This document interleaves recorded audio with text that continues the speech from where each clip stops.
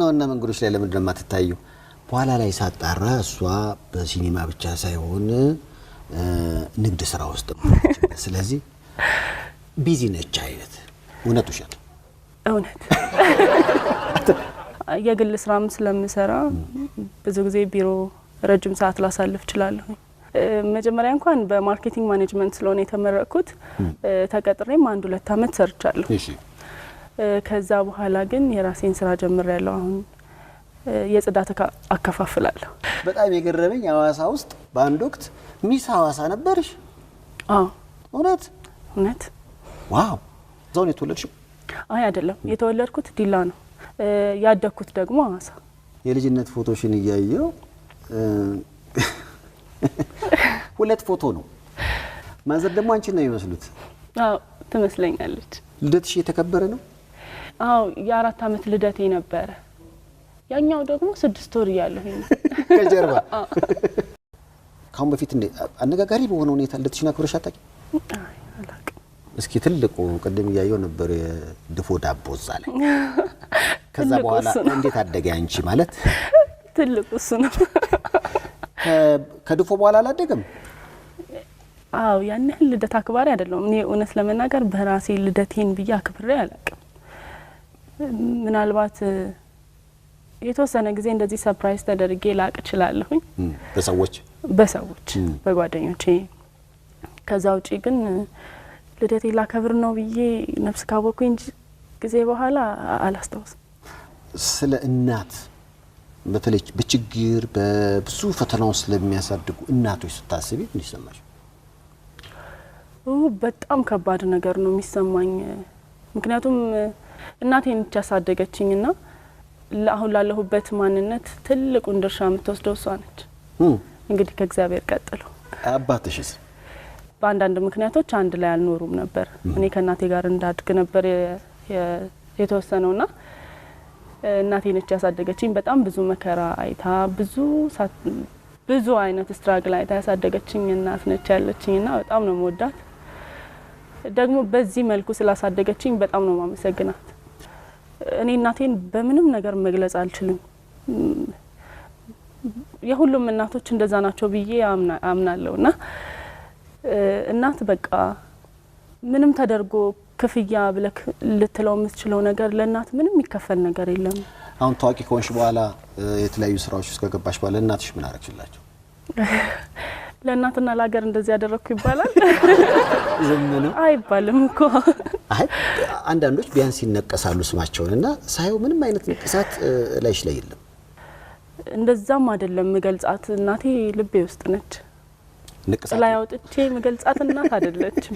ንቅሳት ውስጥ ነው። የየሰው የራሱ የሆነ አመለካከት ሊኖረው ይችላል።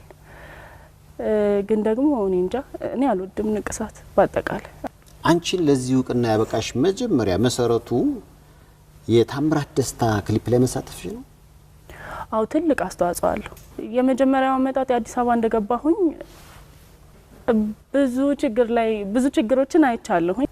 ከታሚ ጋር የተዋወቅኩበት ድርጅት ኢትዮ ዋላቭ ይባላል። እዛ ድርጅት ውስጥ ተቀጥሬ እንድሰራ አደረገኝ አንድ አብሮኝ የተማረ ልጅ።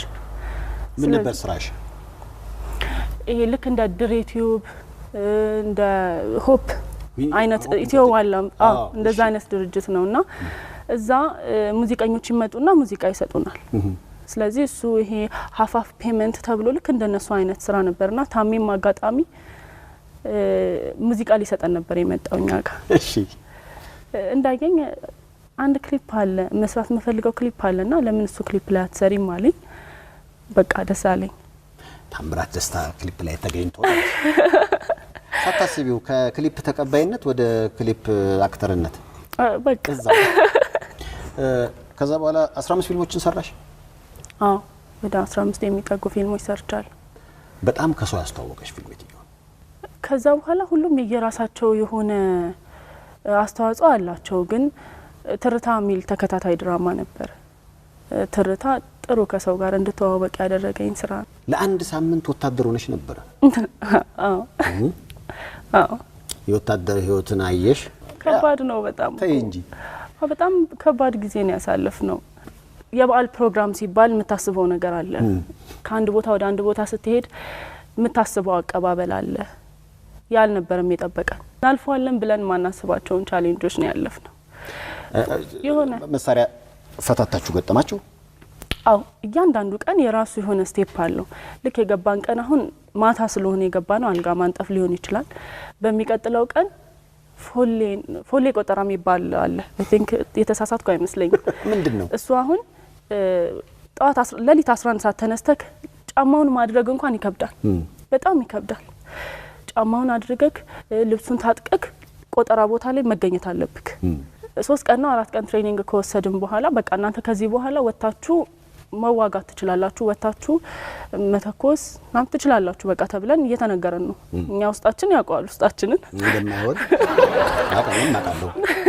እሺ እናውቀዋለን፣ ግን በቃ ይሄን ነገር እያስጠነቀቁን ነውና እዛ አካባቢ የሽግግር መንግስት ነው የዛን አካባቢ የነበረው ከ3 አመት በፊት ማለት ትንሽ ኮሽታ ያለበት የዛን ሰሞን ስለነበረ እዚህ ቦታ ችግር አለ፣ እዚህ ቦታ ችግር አለ ተባላል። ስለዚህ የሆነ ነገር ውስጥ ካለ ማለት ነው አንድ ቦታ ላይ እንደምትመደቢ አው ለመውጣት የሆነ ነገር ፈልገን ለመውጣት እንኳን ወደ ሱቅ ፈልገን ኮሽታ ነው የሆነ ነገር አትችሉም ተባለ። ሰው እዛው መሆን ነው የሚሻለው። እሺ እና ልክ እንደዛ ተብለን ተኛን። በቃ አክቲቪቲያችንን የዛን ቀን የነበረውን እንቅስቃሴ ጨርሰን ተኛን። ልክ 3 ሰዓት ነው ምናምን እንደተኛን 4 ሰዓት ላይ ሀገር ተወረረች። በቃ ከተማው ተወሯል፣ ካምፑ ተወሯል። ሁላችሁም ተነስታችሁ ተጥቃችሁን ታጥቃችሁ መሳሪያችሁን ይዛችሁ ውጡ ተባለ። ከባድ ነበር። ማን ደገፈሽ? አዋይ ነው እርስ በርስ ተደጋግፋችሁ? ከባድ ነው በጣም። በነገጣችሁ ሁላችንም ግማሹ አንድ እግር ጫማ አድርጎ ሊወጣ ይችላል። ሁለት እግር ደንግጦ ግማሹ ከላይ የሆነ ነገር ከታች የሆነ ነገር አድርጎ ሊወጣ ይችላል። ብቻ ያስቅ ነበረ። እንዳጋጣሚ ማርቲ በጣም ታሳዝን ነበር። ማርታ ጎይቶማ በቃ ማልቀስ ነው የጀመረችው። እንዴ ምንድነው ብላ ማልቀስ ጀመረች። እኔ ደግሞ ተስፋ ቆረጥኩ። በቃ ወጥቼ ወይ ልሞት ይችላል ወይ የሆነ ነገር ሊከሰት ይችላል። ስለዚህ ምንድነው ያደረኩት? ይሄ ስተኛ መጸልይባት ውዳሴ ማርያምን ይዤ ኪሴ ውስጥ አደረኩኝና በቃ እንግዲህ ከሞትኩም ነፍሴና ተጣናውተና በዚህ አጋጣሚ በጣም መጥቻለሁ አይነት ተቀበሉ ነፍሴና ደራ በቃ ብዬ ልወጣ ስል ማርቲ በጣም እያለቀሰች ነው።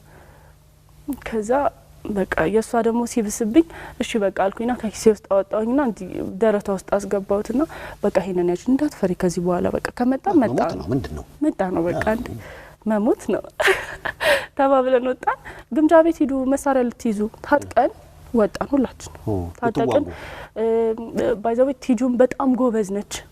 ትግስት ግርማ በጣም ጎበዝ ነች። በቃ ጀግና ነች። የሆነ ነገሮች ላይ ኑ ውጡ ምናምን የምትላኝ ሴት ነች። ከይገረም ቲጁ ትንሽ የወታደርን ህይወት አይታችሁታል። ለአንድ ሳምንት ስልጠና ማለት ነው። ምን ተሰማሽ? እውነት በቃ ይሄ ከ12 ክፍል ወይ ጨርሰክ የሆነ 2 ወርም ሊሆን ይችላል ያለውን ሰዓት እንደዚህ አይነት ትሬኒንጎች እንደ ብሔራዊ ውትድርና አይነት ለሀገር የሚሰጥ መወሰድ ብቻ መውሰድ ብንችል ትውልድ ይቀይራል። በጣም ትውልድ ይቀይራል።